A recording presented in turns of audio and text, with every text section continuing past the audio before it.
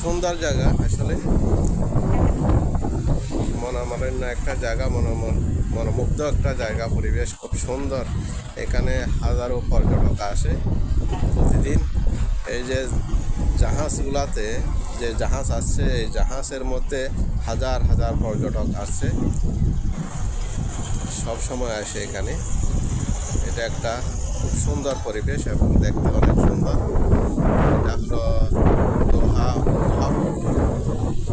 মিনার দোহা বলে এটার নাম। অনেক সুন্দর এরিয়া। এখানে সবাই আসে, দেখার জন্য আসে। এখানে অনেকে ঘুরতে আসে, মনে করেন শুক্রবারে সবাই ঘুরতে এদিকে চলে আসে। তো আজকে আসছি আমি নিজের কাজে আসলাম, এই কাজের ফাঁকে